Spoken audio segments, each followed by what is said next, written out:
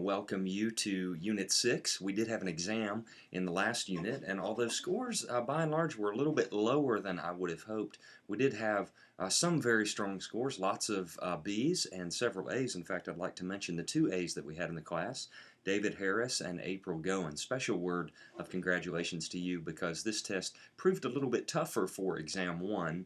If I can help you any way as you think through preparation for Exam 3, feel free to ping me, to contact me, just so that you feel adequately prepared.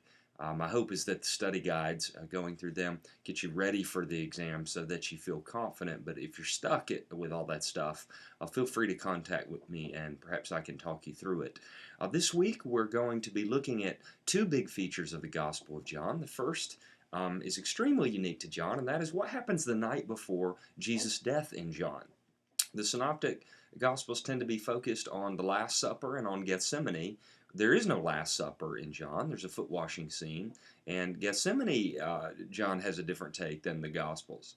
So instead of focusing on those things, there's actually 4 chapters of dialogue with the disciples and speeches by Jesus and a prayer by Jesus. And we call this big unit the Farewell Discourse, and diving into the contours of that is going to be a great time this week.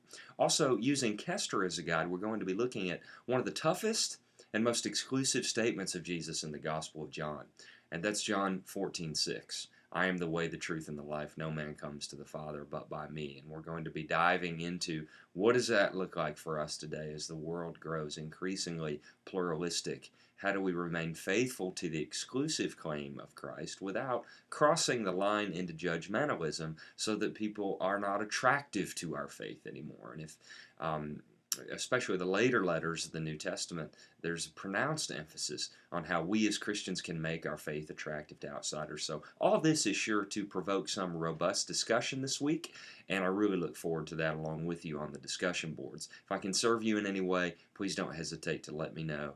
Email me, or we can also set up a phone conversation or a video chat. Have a great week. God bless.